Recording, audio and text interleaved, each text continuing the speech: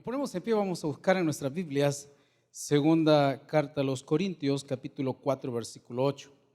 Segunda carta a los Corintios, capítulo 4, versículo 8, vamos a hablar sobre la desesperación. Segunda carta a los Corintios, capítulo 4, versículo, vamos a leer del 7 al 10, del 7 al 10. ¿Ya lo encontró? Vamos a leer, dice el versículo 7 al 10. Pero tenemos este tesoro en vasos de barro para que la excelencia del poder sea de Dios y no de nosotros, que estamos atribulados en todo, mas no angustiados, en apuros, mas no desesperados, perseguidos, mas no desamparados, derribados, pero no destruidos, llevando en el cuerpo siempre por todas partes la muerte de Jesús, para que también la vida de Jesús se manifieste en nuestros cuerpos. Padre, gracias te damos en esta noche que nos permites estar acá presentes, Señor. Gracias por tu amor, tu misericordia, Señor, cada uno de los beneficios, bendiciones que nos has dado hasta este día. Oramos para que nos des sabiduría al abrir tu palabra, Señor, y escudriñarla. Te suplicamos siempre el momento, Señor, en el cual podamos tener en comunión contigo a través de la oración, a través de una reflexión, Señor, en nuestros corazones. Oramos para que nos enseñes a través de tu Espíritu Santo. En el nombre de Jesús te lo pedimos y hemos orado, Señor. Amén y amén. Puede tomar su asiento.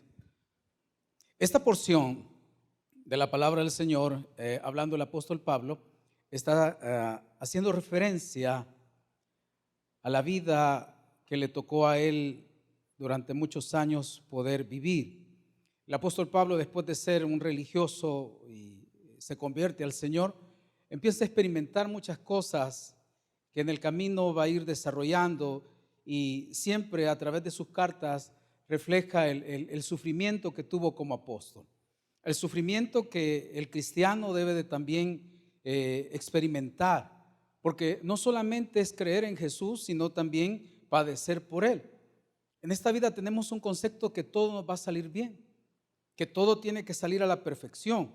Claro, Dios tiene sus propósitos, pero a través de esta palabra, desesperación, muchas veces nos llevamos sorpresas cuando pensamos que es la voluntad de Dios en lo que hacemos, en lo que pensamos, en lo que planeamos, pero nunca la voluntad de Dios está ahí. Entonces el apóstol Pablo, hablando a los corintios, les hacía referencia a este estado del cristiano, donde muchas veces nosotros nos vamos a sentir derrotados, pero no estamos derrotados. Y a través de estas circunstancias difíciles que pasamos, vamos a experimentar dos cosas: el sufrimiento y la mano de Dios. Dos cosas que tienen que ver en nuestra vida como cristianos. Si usted no experimenta el sufrimiento, usted no puede ver la mano de Dios. Si usted solo quiere ver la mano de Dios, no es el evangelio correcto. El Señor decía: sufriréis persecución.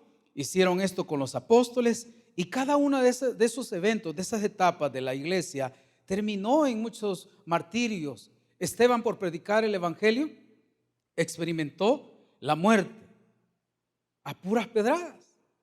El apóstol Pedro tuvo que ir a la cárcel, fue liberado por un ángel, y todo el libro de los Hechos nos habla de sufrimiento.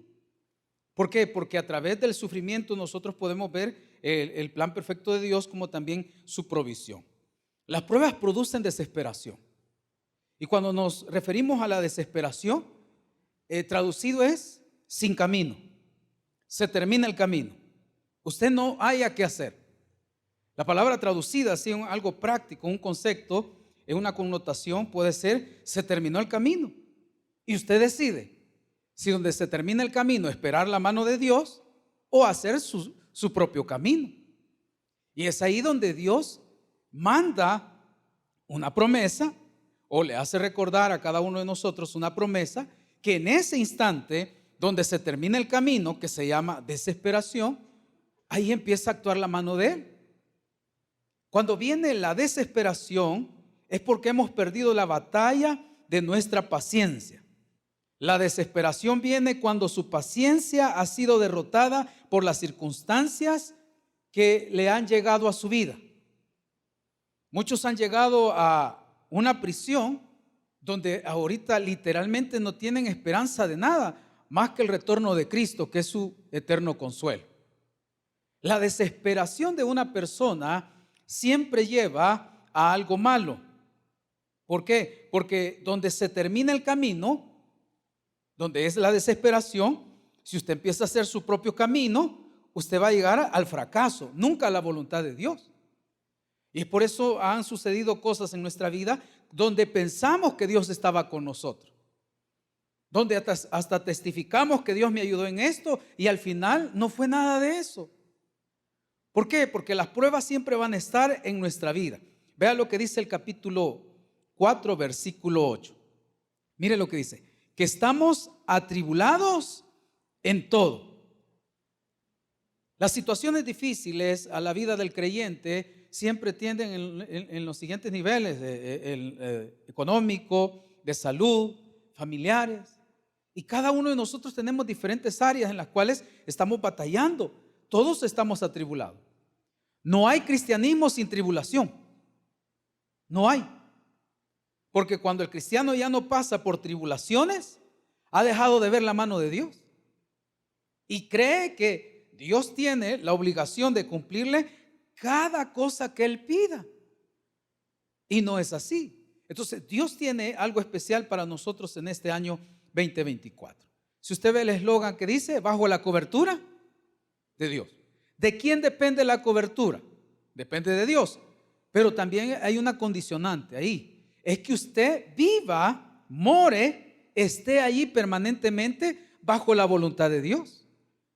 Entonces, la desesperación siempre va a llegar cuando llega la prueba. Y es ahí donde Dios aparta un momento su mano para ver qué es lo que hacemos. En la desesperación se han cometido grandes errores en la vida. Grandes mandatarios han tomado malas decisiones porque se desesperaron ante una presión internacional, ante un conflicto entre naciones, ante un conflicto interno. Tomar una determinación. ¿Por qué? Porque la desesperación siempre va a llegar. Ahora, la tribulación es parte de la vida del creyente.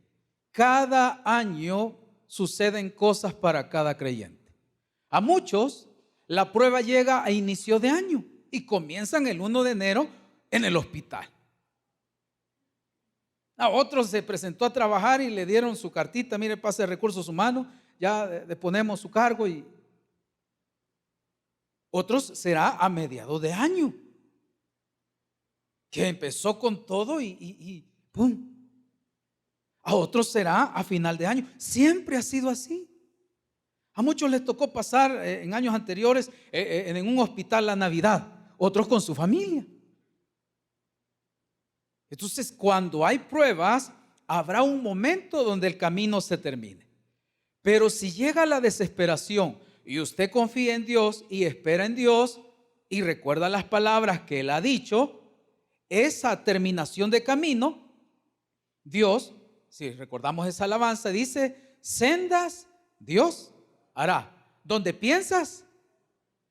Porque Él obra ¿de qué? De maneras que no podemos comprender. Pero si usted en el momento de la desesperación toma una decisión voluntaria en contra de la voluntad de Dios, usted va al fracaso y Dios no va a estar ahí. Entonces estamos atribulados en todos. ¿Por qué? La actitud del creyente, a pesar de una tribulación, debe de ser la siguiente. Dice que estamos atribulados en todos, mas no ¿qué? Angustiados. ¿Qué es la angustia? Es un estado interno donde se desanima la persona. Alguien angustiado está con una mirada triste. ¿Y qué tenés? Y está angustiado. Entonces, la actitud ante un problema tiene mucho que ver si el creyente ha confiado plenamente e identifica que está pasando por una prueba, una consecuencia o un juicio, castigo o lo que sea. Cuando usted piensa y entiende que lo que le está sucediendo no es porque usted tenga mala suerte, como muchos creen, sino que Dios se ha fijado en usted y ha puesto sus ojos en usted y no terminará hasta que haya cumplido su voluntad. Esto se entiende que para muchos es un tiempo determinado. Hay pruebas que son a corto tiempo, 2, 3 días. Hay pruebas que vendrán a nuestra vida que ya tenemos 3, 4 años luchando y Dios dice, no, tienes que esperar más. Y a otros que llevan décadas. Pero Dios tiene un propósito especial. Cada día nos enfrentamos a diferentes pruebas. Y cuando venga la prueba, la desesperación va a llegar primeramente a sus pensamientos. ¿A dónde viene la desesperación? Aquí. Y cuando llega la desesperación aquí, la sabiduría de Dios, el discernimiento es apartado para poner mi propia voluntad y mi propia capacidad. No se puede vivir en el camino del cristianismo sin la voluntad de Dios. Primero, porque nuestras sendas son torcidas. Y en el camino hay obstáculos. Y cada obstáculo me desviará de la voluntad de Dios. Por eso es bien importante entender que la desesperación se contrarresta con la promesa de la palabra de Dios. Eso es todo. Si usted y yo entendemos que cuando llega la desesperación no hay que hacer nada, sino que esperar en la promesa de Dios, en el tiempo de Dios, a través del sufrimiento, a través de la desesperación, pero usted no tiene que hacer nada. Porque si usted en la desesperación abre su boquita, ya la regó. ¿Cuántos se han ganado una esquela por abrir la boca, hermano? Vaya pues, por eso son corruptos. Fírmeme aquí. Por abrir la boca. ¿Y cuántas personas, sin pensar en la vida, porque en la desesperación, en la calentura, dijeron sí y ahora se arrepienten? Porque la desesperación llega al pensamiento. Y el pensamiento del hombre siempre tiende a lo torcido. Dios tiende a lo recto. Ahora veamos, Dios quiere que nosotros comprendamos los ejemplos que aparecen en la Biblia. Completamente perdido, completamente sin camino. Eso significa la desesperación. En el Antiguo Testamento hubo alguien que se desesperó y cometió grandes errores porque no supo esperar. Vino la prueba, vino las circunstancias y tomó una mala decisión. Vaya conmigo por favor rapidito, primer libro de Samuel capítulo 13. Primer libro de Samuel capítulo 13. Veamos la enseñanza de este personaje bíblico. Primer libro de Samuel capítulo 13, del versículo 5 en adelante. Veamos cómo se desarrolla la desesperación. Y vamos a ver luego cómo alguien pudo, con la promesa de Dios, la paciencia y la fortaleza que Dios le da, cómo pudo afrontar una prueba. Mire lo que dice capítulo 13, versículo 5, hablando sobre el rey Saúl y la guerra de los filisteos. Mire lo que dice 13:5. Entonces los filisteos se juntaron para pelear contra Israel. Mire cuántos, 30,000 carros, 6,000 hombres de a caballo y el pueblo numeroso como la arena que está a la orilla del mar. Esta es una metáfora, es una exageración de literal para poder decir es que no se podían contar. No es que exactamente, miren, no se miraban, es como una comparación de exageración, exactamente, para poder hacer ver la cantidad de personas. Mire cuántos problemas tenía. Cada persona, cada soldado representaba la muerte para Saúl. ¿Qué hace usted ante los problemas? Veamos la actitud de Saúl. Mire lo que hace Saúl. Capítulo 5. Y dice que a la orilla del mar, y subieron y acamparon en Micmas, al oriente de Bet-Aven. Ahí están los problemas. Cada vez que usted despierta, ahí están los problemas. Usted descansa por la noche, que debería de descansar, no está rumiando los problemas, porque cada día trae su propio mal. Ahí están los problemas. Más de 30,000 problemas. Ahora ve el versículo 6. Cuando los hombres de Israel vieron que estaban en estrecho, porque el pueblo estaba en aprieto, ¿qué dice? Se escondieron en cuevas. Hay gente que ante el problema y la desesperación prefiere esconderse. Viene el cobrador y ¿qué hacen, hermano? Hasta el chucho le agarran el hocico porque el chucho quiere morderle. Cállate, firula. Y sale el gato. ¡Miau! Se esconde. ¿Cuántos se han...? No le voy a preguntar. ¿Se imagina usted esconderse ante el problema? No es la solución. Dé la cara. Afronte el problema que tiene enfrente. Cuando alguien no afronta el problema y todo el tiempo va a andar huyendo. Huye por aquí, huye por allá, huye por aquí. Y en la desesperación, ¿qué hace? No, yo me escondo, yo no afronte el problema. Mire lo que hicieron. Se escondieron en una cueva. ¿Qué más dice?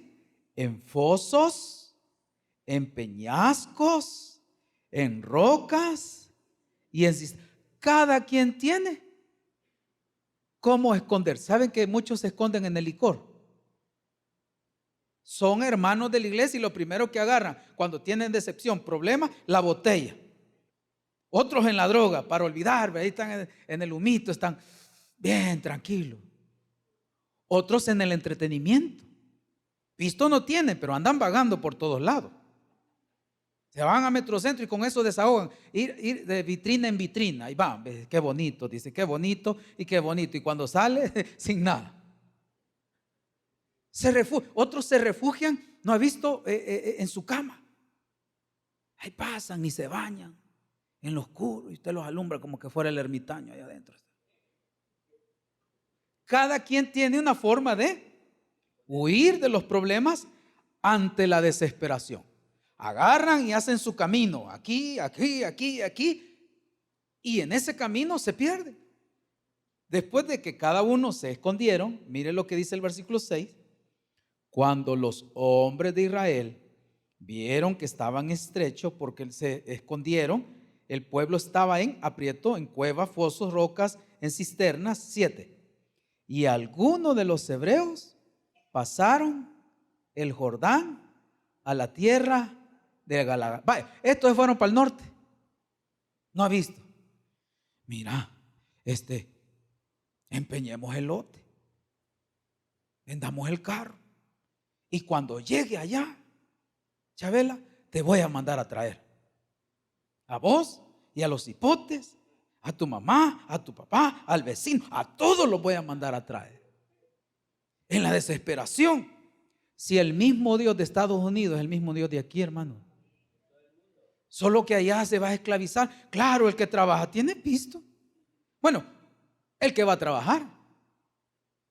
Porque otros, imagínense, trabajar de 5 de la mañana a 2 de la tarde, de 2 de la tarde a 10 de la noche, y de 11 de la noche a 2 de la mañana, y allá andan todos así, y solo suena el teléfono.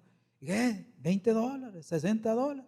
Pobrecito. Y aquí no trabajan y bien gordos, no ha visto. Hasta el gimnasio van y no trabajan. Pero el huir en la desesperación solo crea un camino. Los que se van crearon su propio camino. No, yo me voy, aquí no hay oportunidades, aquí ya no sirve. Yo creo que Dios abandonó a El Salvador y agarran su camino. En la desesperación, donde Dios iba a actuar, donde Dios iba a hacer un camino, hicieron su camino. Y en su camino allá en Nueva York y todo eso, encontraron a otra que andaba perdida también. ¿De dónde es usted? Del Salvador, le dijo. Se une. ¿Y qué dejó? Hijos abandonados, mujeres solas, familias, y hoy tienen otro hogar por la desesperación. ¿Y cuántos no estarán desesperados ahorita? Que mire, ore porque vamos para el norte. Mire, vamos a orar porque están violando hombres y mujeres, así. Hay que tener que tener cuidado. Y no piense, imagínense la imagen que impactó al mundo. Un joven con su pequeñita entre la camisa a la orilla del río Bravo. Se desesperó. Claro, no quiso dejar a su niña con esfuerzo. Hay gentes en México donde esperan los furgones y esa gente llora a ver tanto inmigrante y les tiran bolsas de pan con comida y ahí van durante horas con que usted y yo no aguantamos 2 horas aquí sentados, usted, y ellos allá en el volado, más de 100 vagones. La desesperación lleva ¿a qué? A hacer caminos donde Dios dice, este no es el camino. ¿Y qué vamos a hacer aquí? ¿Y qué vamos a hacer todos los escépticos, verdad? Entonces todos vámonos para Estados Unidos. Pero que hay personas que quizás no tengan un gran salario, una gran empresa, han salido adelante con la ayuda de Dios. Estas personas se desesperaron. Mire lo que dice, en Gilgal y todo el pueblo, el versículo 7. Pero Saúl permanecía en Gilgal y todo el pueblo iba tras él temblando.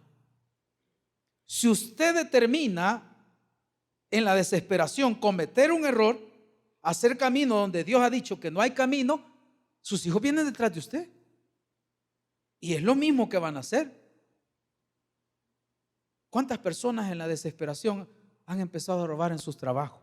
Se llevan el papel higiénico, se llevan una escoba. No hay para escoba.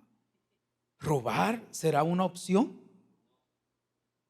¿Qué está fallando ahí? Pensamiento. ¿Y qué puedo hacer? Pues veamos el contexto. Veamos las oportunidades que perdiste. Veamos por qué te llegaste ahí. Ahora lloras con 6 bichos. ¿Y por qué no pensaste antes? O sea, todos le echamos la culpa a Dios. Que Dios, aunque sea con frijolito, pues toda la vida soplado va a quedar de tanto frijol. ¿Y cuántos jóvenes en la desesperación, que ya no aguantan a sus padres, que quieren ser independientes, a darse en los dientes van? Porque la desesperación ataca aquí. Y Dios dice, joven, espera en mí, espera en mí. No, dije, no espero más. Quiero hacer mi vida. Y creen que porque ya tienen DUI tienen derecho a lo que sea. Así lo que consumen tendrán que pagar en consecuencia. Ahora, Saúl iba caminando, permaneció. Y mire el versículo 8. La palabra de Dios siempre da un tiempo. Mire lo que dice el versículo 8. Y él esperó, ¿cuánto? 7 días. Ni 3, ni 2, ni 4. ¿Cuántos días? 7. Si podemos agarrar el número 7 complementario, perfecto. O sea, el tiempo de Dios es perfecto, hermano. Si Dios le va a ayudar a usted el 4 de enero del 2025, aguante. Yo quiero mañana. 4 de enero de 2025. Llore, grite, relinche, diga lo que haga. 4 de enero 2025. Es igual que una persona tenga un accidente y se quiebre la pierna y quiera que Dios, papito, como todos los videos que pasan, ¿verdad? Dios mío, mío. Y el Señor dice, Dios mío, pero ron. Si una moto a 40 kilómetros se defiende en su chollón tal vez, una quebrada de mano, pero no ha visto la gente loca, ¿verdad? Ya cuando se hacen pedazos las patas, saname, Señor. Quizás quiere que baje un ángel y con un soldador. Un accidente, mínimo 3 a 5 años de recuperación. Mañana no, 5 años. 7 días. ¿Qué iba a suceder en esos 7 días? Iba a venir la bendición de Dios. El pueblo se desertó, había guerra, pero la bendición de Dios venía porque Él le dijo, Samuel, llegaré en 7 días a ofrecer un sacrificio y holocausto para que Dios pueda darnos una respuesta. ¿Qué sucedió? Saúl se desesperó y se le vinieron a los pensamientos de decir, hey, habló a sí mismo. Mire el versículo 9 lo que dice. Entonces Saúl dijo, traedme holocaustos y ofrendas de paz, y ofreció el holocausto. No debía de haber hecho eso. Se metió a hacer algo que pensó que a Dios iba a agradar. ¿Y cuánta gente se mete en problemas, en decisiones que piensan que Dios lo va a respaldar? Dios no va a respaldar si previamente no hemos tenido una comunión con Él. Encomienda a Jehová tus obras y Él hará. Encomienda a Jehová tu camino y Él enderezará tus veredas. Todo es con anterioridad. No, del Señor, en tu nombre, y se avienta al barranco. No, hermano. Pensar bien. Saúl sabía que él no debía de ofrecer holocausto. Él no tenía nada que ver con la tribu de Leví. Él no era un profeta, pero se atrevió. ¿Y cuántas personas les ha ido mal por atreverse? Yo sé que Dios me va a ayudar, oremos. Y Dios no está ahí. Dios no está ahí. Y dice el versículo 9, ofreció holocausto, versículo 10, y cuando él acababa de ofrecer el holocausto, he aquí Samuel que venía. Se apesadumbró, o sea, se adelantó, se apresuró, y él terminando de ofrecer el holocausto, y allá venía la bendición. ¿Cuántos no han comprado un vehículo usted? Y Dios les tenía otro para ellos, y hoy anda por adelantarse, por creer que ese empleo era el que le correspondía y no era de él. Ahora está esclavizado y solo pasa de noche viendo. Quizás hoy hubo culto, a las 9 de la noche pasa para allá y a las 3 de la mañana para allá. ¿Por qué? Porque pensó que era la voluntad de Dios. No era la voluntad de Dios. Llegó la bendición y miren las palabras de Samuel, versículo 10. Y cuando él acaba de ofrecer el holocausto, he aquí Samuel que venía, y Saúl salió a recibirle para saludarle. Entonces Samuel dijo: ¿qué has hecho? Y Saúl respondió: porque vi que el pueblo se me desertaba y que tú no venías. Miren las excusas que tenía Saúl. Y vi que tú no venías en el tiempo señalado. Dice, y los filisteos estaban reunidos en Micmas. Le explica, me dije, ahí está, ¿ves? A mí mismo. El pensamiento es cautivo por la desesperación. Entonces usted se divide en dos pensamientos: ¿hago esto o espero en Dios? Pero muchos de nosotros oramos y queremos que Dios nos corresponda en el instante. Dios no es así. Usted necesita tomar una determinación, algo radical en su vida, un negocio, esto, aquello. Necesita tiempo con Dios.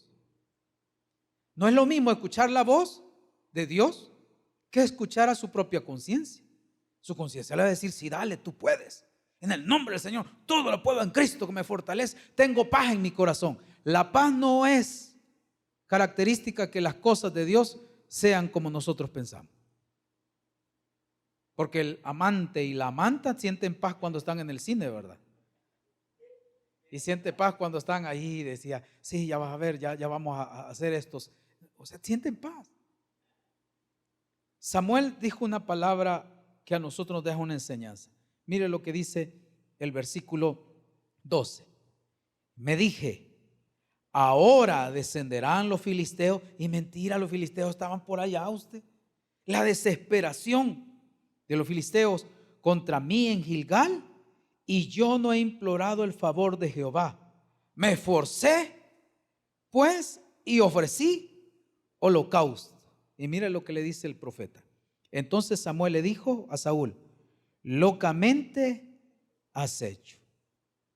¿Quiénes hacen locuras? Los que se desesperan. Usted va a querer salir a correr, usted va a querer decir algo, usted va a querer intentar. No haga nada. Espere que Dios le diga que tenga que hacer. ¿Qué es lo único que puede hacer usted? Llorar, aguantar y esperar. Como en el seguro social. Usted llega y está temblando usted, pero no se va. Y ahí aguanta desde las 6 de la mañana hasta las 6 de la tarde. Y ahí sale con sus 3 acetaminofén, pero usted ya va más tranquilo. ¿Y qué le dice la enfermera? Aguante. Mire los que tengo aquí, aguante. Fíjese que la última vez que pasé en el seguro, bueno, una de las tantas veces, yo andaba una fiebre de 39 y así me temblando. Y pasaron a otro antes que mí porque era familiar usted. Y más me daba cólera, ¿verdad? De la temperatura, y más caliente me puse. Y pasó otra que estaba ahí que venía súper mal. ¿Y sabe qué le había pasado? Sin exagerarle, le había picado un zancudo en el dedo gordo y se le había puesto morado, grande, y la señora tenía temperatura. Y Ah, sí, le leí. ¿Qué le pasó? Fíjese que me picó un zancudo ahí tenía el piquete y se le, a saber qué pasó antes de mí. Y cuando pasó era cambio de médico usted. ¿Y qué me tocó? Aguantar. A veces Dios nos hará esperar un poquito. ¿Para qué? Para ver qué reaccionamos. A Dios no le gustan los desesperados. Es aquí el que amas, está enfermo, vení. Está bueno, le dijo. La segunda vez, se va a morir Lázaro y tú no. Está bueno, le dijo. Porque el Señor nunca anda preciso. Amén. Él no es que retarde su promesa, Él es paciente, porque Él sabe lo que está haciendo. Dios nunca va a hacer nada malo con sus hijos. Todo lo que hace, lo hace perfecto. Sufrimiento, perfecto. Primero, Saúl se desesperó, actuó e hizo un camino incorrecto. Vino y le dijo Samuel: locamente has hecho. Lo que te iba a hacer para bien, ahora se lo van a dar a otro. Versículo 14. Mas ahora, dice el 13, locamente has hecho. No guardaste el mandamiento de Jehová tu Dios, que él había ordenado, pues ahora Jehová hubiera confirmado tu reino sobre Israel para siempre. Mas ahora tu reino no será duradero. Jehová se ha buscado un varón conforme a su corazón, al cual Jehová ha designado para que sea príncipe sobre su pueblo. La bendición se lo llevó a otro. Lastimosamente en nuestra sociedad hay muchas jovencitas que son muy desesperadas. 13, 14 años, por no pensar, se desesperan. No es que ellas se tiran al sexo, no, se desesperan por lo que sienten. No entienden que es una etapa hormonal donde lo sensorial se despierta, las hormonas empiezan a trabajar, están desarrollados, mas los padres que nunca hacen nada para aconsejarles qué es lo que van a sentir, se desesperan. ¿Cuántas? Y a veces lo vemos, ¿verdad? Se busca a la muchacha y todo el mundo compartiendo para arriba, para abajo. Con el bicho estaba. ¿Y cuánta mujer ha fracasado porque la desesperaron? Cuando hay una desesperación en la juventud, siempre habrá un final lleno de consecuencias. Recuerde, la desesperación va a venir a su cabecita, a nuestros pensamientos, y lo va a sentir derrotado, pero usted tiene que pensar que no está vencido. Por eso lo decía el apóstol. Terminamos acá, dice el versículo 4, mas ahora tu reino no será duradero. Hay un proverbio que dice: el que compra, dice, malo es, y cuando se aparta, se alaba. Hay quienes hacen un buen negocio porque se ponen a pensar. Entonces, la desesperación llevó a Saúl a cometer grandes errores, no solamente una vez, sino que lo llevó a no obedecer en la destrucción total de Amalek. La desesperación que Dios no le habló, lo llevó tal a poder consultar a una pitonisa, a la adivina de Endor. Dios ya no le respondió por ningún momento, por nada. Él se desesperó y dijo: yo no puedo vivir así. Cuando Dios ya le había dicho qué debía de hacer. ¿Cuál fue el problema de Saúl? El orgullo. El rey, que cuando a David le cantaba, Saúl mató a miles, él ensanchaba, y David a sus 10,000, él se agachaba. El orgullo muchas veces nos lleva a desesperarnos, hermano. El orgullo en la desesperación a hacer cosas desastrosas en nuestra vida. Pero Dios lo que quiere es que nosotros tomemos el ejemplo no de Saúl, sino del rey David. Él, a pesar de cometer grandes errores, pero supo tomar buenas decisiones. Mire lo que dice, por favor, más adelante, primer libro de Samuel, capítulo 30. Veamos esta condición del rey David antes de ser rey y cómo pudo él poder superar esta situación. Veamos dos cuadros diferentes y dos acciones, dos determinaciones. Primer libro de Samuel, capítulo 30. Veamos cómo ahora un hombre que ha estado huyendo, desesperado por los filisteos y por Saúl, se encuentra en la desesperación. Mira lo que dice el primer libro de Samuel, capítulo 30, versículo 1. Leámoslo, dice así: cuando David y sus hombres vinieron a Siclag al tercer día, los de Amalec habían invadido el Negev y a Siclag, habían asolado a Siclag y le habían prendido fuego. Y mire, 2, y se habían llevado cautivas a las mujeres, a todos los que estaban allí, desde el menor hasta el mayor, pero a nadie habían dado muerte, la protección de Dios, sino se los habían llevado a seguir el camino. Versículo 3. Vino pues David con los suyos a la ciudad, y he aquí que estaba quemada, y sus mujeres y sus hijas, sus hijos e hijas habían sido llevados cautivos.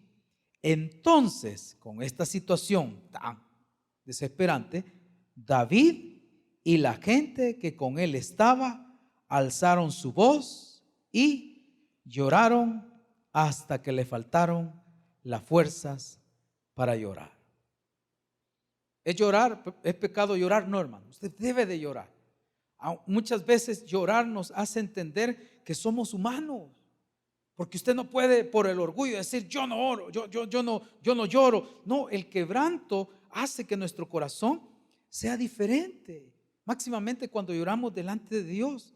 ¿Y cuántas mujeres en las madrugadas solas, se fue el hombre, han buscado a Dios y le han dicho: Señor, yo ya no puedo, son 3 niños y comen, y si tienen hermano, si la leche vale $46 el botecito así, porque y cada 3 días, cada 4 días, y la muchacha o la señora ganando el mínimo, gasta en pasaje, se abstiene de un tiempo de comida, porque lo que quiere es poder ahorrar, y se le enferma a uno, presta en la desesperación, lloran. ¿Y por qué Dios no actúa? Porque Dios quiere hacer algo con esa mujer, quiere enseñarle algo, y es a depender totalmente de Dios. El capítulo acá narra que se les acabaron. Se imagina un hombre fuerte de los que tenía David, hombres que dicen otra escritura allá que tenían semblante como de leones, su aspecto fuerte, llorar. ¿Y quién no va a llorar por su hijo, por su hija? ¿Qué le habrán hecho? Imagínense ellos ahí. ¿Qué tal si los de Amalec, porque aquel los dejó vivo, porque un irresponsable no pudo hacerlo, las consecuencias las estaba pagando David? Porque Dios le dijo a Saúl: destruye a los de Amalec, niños de pecho, niñas grandes, porque la maldad ha crecido. Y David lloró con sus hombres. Pero la desesperación no es llorar, porque usted llora y llora, le duele la cabeza, se duerme y cuando despierta vuelve a llorar. Y ahí está, llorar y llorar, y como que es la llorona, ¿verdad? Y todo lo demás. Ahora, ¿qué sucede después del llanto? Viene la desesperación.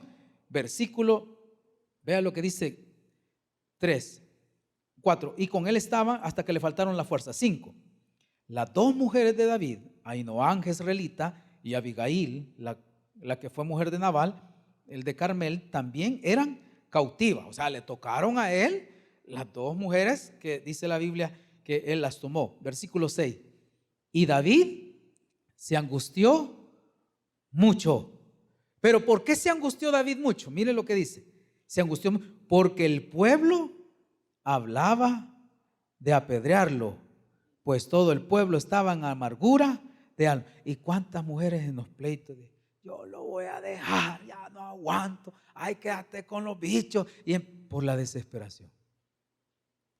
Hermano, no es fácil hacerle frente a la vida cristiana con todos los problemas. Si usted ahorita tiene bonanza, dele gracias a Dios, hermano.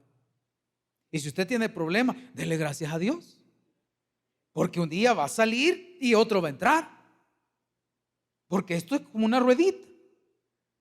Unos pasan situaciones, a uno le hablen ahorita $5, ¿verdad?, en la bolsa, y otro un cáncer. Cambia los 5 pesos por el cáncer, a ver si no le quita lo desesperado.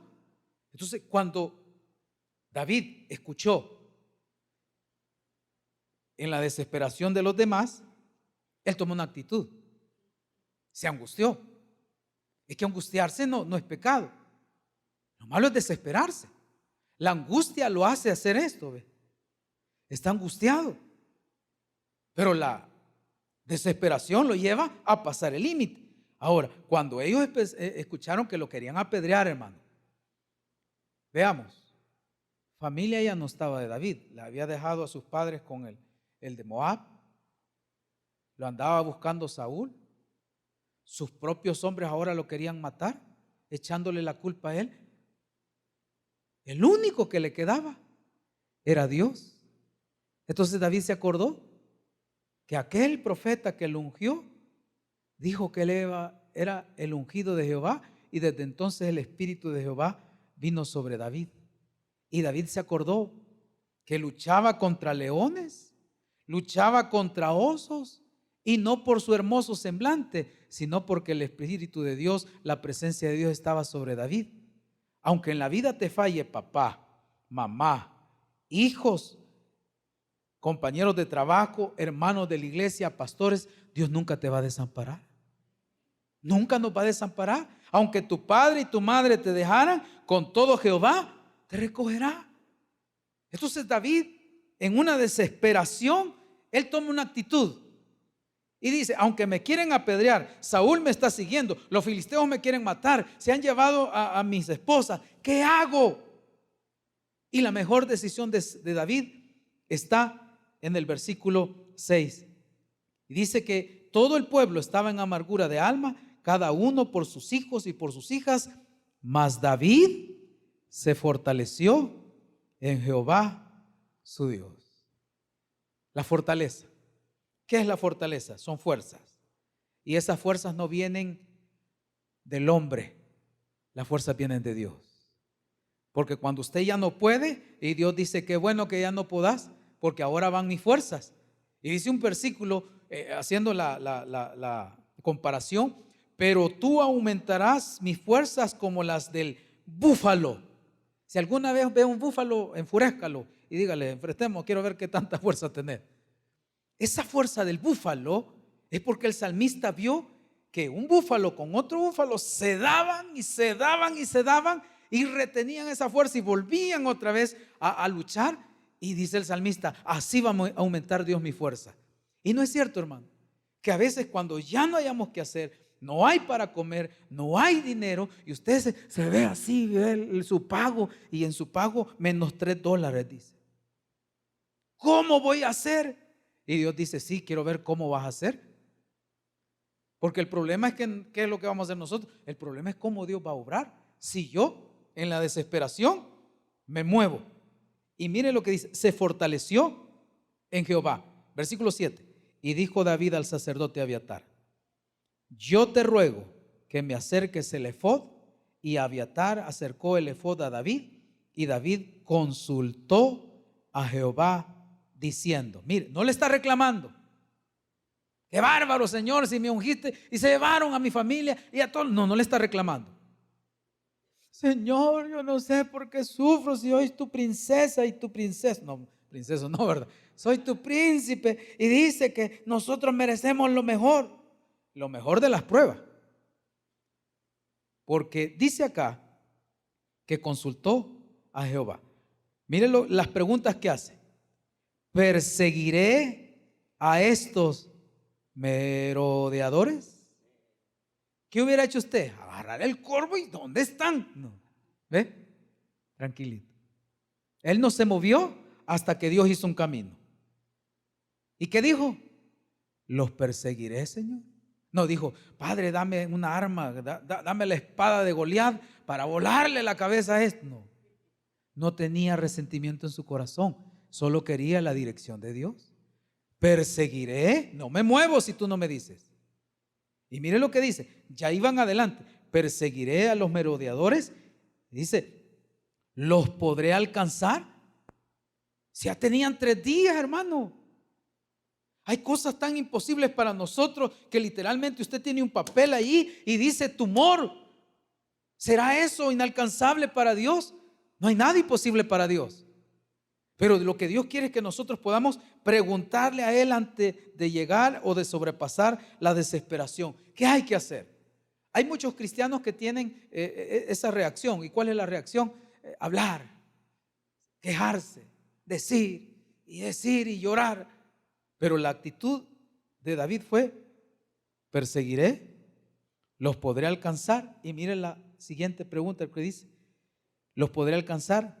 Y él le dijo: síguelos, porque ciertamente los alcanzarás y de cierto librarás a los cautivos.